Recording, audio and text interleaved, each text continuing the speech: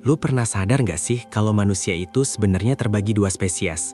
Spesies yang bangun pagi tanpa alarm, sama spesies yang baru bisa mikir jernih pas dengar suara azan subuh udah kelar.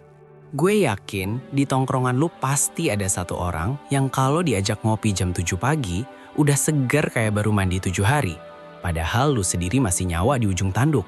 Sementara orang itu, si burung hantu sejati, justru kalau jam 11 malam adalah jam kerjanya dia. Sementara si ayam jago udah rebahan di kasur.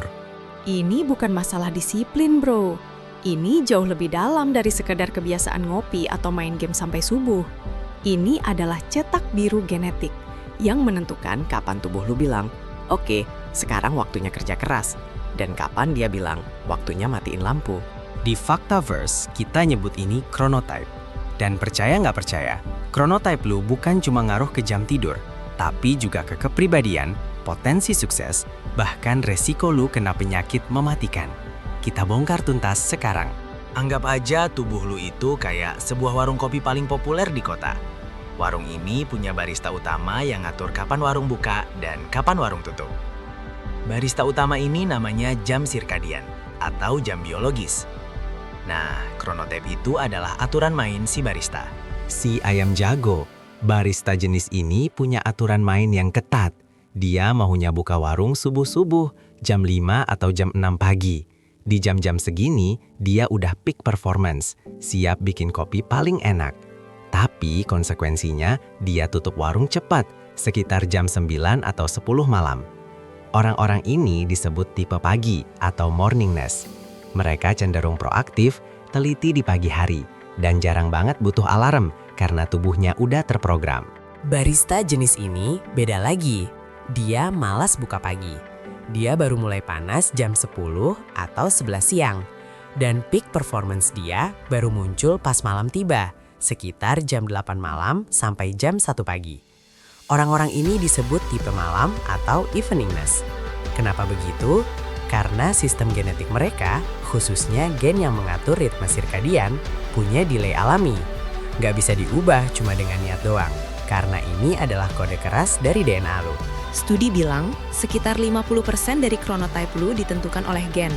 Sisanya baru gaya hidup. Jadi, kalau lu merasa paling pintar atau paling kreatif jam 1 pagi, jangan merasa bersalah. Itu bukan rebahan. Itu adalah prime time biologis lu yang lagi teraktivasi. Dunia tempat kita tinggal sekarang ini dibangun di atas ritme si ayam jago. Jam sekolah mulai jam 7 pagi, jam kantor mulai jam 9 pagi. Ini adalah sistem yang diciptakan oleh orang-orang yang peak performance di pagi hari. Akibatnya, si burung hantu sering banget kena stigma pemalas, gak disiplin, atau tukang rebahan. Cuma karena mereka telat panas. Padahal, faktanya justru terbalik. Data psikologi menunjukkan ada perbedaan kepribadian yang unik di antara dua tipe ini. Kepribadian burung hantu. Mereka cenderung lebih ekstrovert, lebih kreatif, lebih terbuka terhadap pengalaman baru, dan punya kemampuan pemecahan masalah yang lebih baik saat di bawah tekanan. Para burung hantu ini adalah penemu ide-ide nyeleneh dan out of the box, karena otak mereka aktif saat dunia sedang tidur. Contohnya banyak, mulai dari penulis, seniman, hingga programmer yang kerja pas malam sepi. Kepribadian ayam jago, mereka cenderung lebih teliti, lebih proaktif, lebih konsisten, dan punya kemampuan perencanaan yang sangat baik. Mereka unggul di lingkungan yang terstruktur dan teratur. Mereka adalah manajer ideal, akuntan yang rapi, dan semua profesi yang butuh konsistensi pagi-sore. Intinya, sukses itu bukan milik orang yang bangun jam 5 pagi, tapi milik orang yang bekerja maksimal saat jam biologisnya sinkron dengan tuntutan kerjaannya. Masalahnya, burung hantu dipaksa hidup di dunia ayam jago, dan inilah akar masalah paling besar. Inilah bagian paling serius, dan ini namanya social jet lag. Bayangin gini, jam biologis lo, si barista warung kopi tadi, maunya tutup warung jam 3 pagi. Tapi tuntutan sosial, yaitu jam kerja lo, maksa lu bangun jam 6 pagi. Lu terpaksa tidur jam 11 malam. Artinya, tiap hari lu nyiksa diri lu sendiri. Warung kopi lu dipaksa buka lebih cepat dari jadwalnya. Social jet lag adalah perbedaan antara jam tidur yang lu lakuin di hari kerja dan jam tidur yang lu lakuin di hari libur. Kalau perbedaannya lebih dari 2 jam, lu dalam masalah besar. Social jet lag ini rasanya kayak lu maksain terbang dari Jakarta ke Tokyo tiap hari Senin pagi dan balik lagi tiap hari Jumat sore. Tubuh lu bingung, dan kebingungan ini bukan cuma bikin ngantuk, tapi jadi ancaman nyata bagi kesehatan. 1. Obesitas dan diabetes tipe 2. Penelitian menunjukkan bahwa burung hantu yang dipaksa bangun pagi punya resiko kena diabetes tipe 2 dan obesitas lebih tinggi. Kenapa? Ketika lu maksa bangun, hormon stres kortisol lu naik, sementara hormon yang mengatur gula darah dan nafsu makan jadi kacau. Lu jadi cenderung nyari makanan manis dan berkalori tinggi untuk mengganti energi yang hilang. 2. Depresi dan masalah jantung.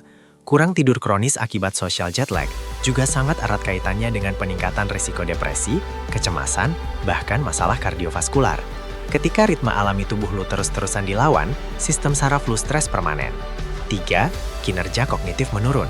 Burung hantu yang dipaksa rapat jam 8 pagi, otaknya masih offline. Mereka rentan bikin kesalahan, daya ingatnya lemah, dan fokusnya buyar. Mereka baru on pas jam makan siang. Jadi, pesan pentingnya, jangan pernah menyepelekan social jet lag. Memaksa diri menjadi ayam jago padahal lu burung hantu adalah resep instan menuju penyakit kronis di usia muda. Lantas, apakah burung hantu harus resign dari semua pekerjaan 9 to 5? Tentu tidak. Meskipun gen menentukan 50% dari chronotype lu, itu bukan hukuman mati. 50% sisanya adalah malleable, bisa dilenturkan. Ini bukan tentang mengubah diri lu dari burung hantu jadi ayam jago, tapi tentang menggeser ritme lu ke waktu yang lebih bersahabat dengan dunia 9 to 5. Namanya phase delay. Taktik sederhana. 1.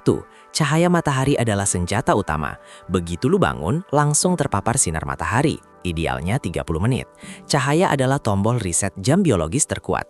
2. Karantina HP sebelum tidur. Setidaknya 1 jam sebelum tidur, karantina semua gadget lu.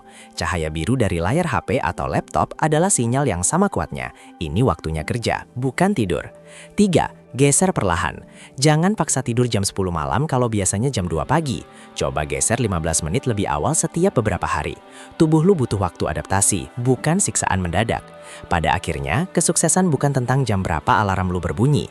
Sukses adalah tentang lu bisa menemukan sinkronisasi terbaik antara kode genetik lu dengan tuntutan hidup lu. Entah lu burung hantu yang bekerja pas semua orang tidur, atau ayam jago yang udah menyelesaikan meeting sebelum matahari terbit. Yang penting, maximize your peak time. Gimana? Lu tim ayam jago yang semangat 45 di pagi hari atau tim burung hantu yang baru dapat ide brilian jam 2 pagi? Coba komen di bawah, kita diskusikan. Dan kayak biasa, jangan lupa subscribe Fakta First biar lu gak ketinggalan fakta-fakta mind-blowing lainnya. Sampai jumpa!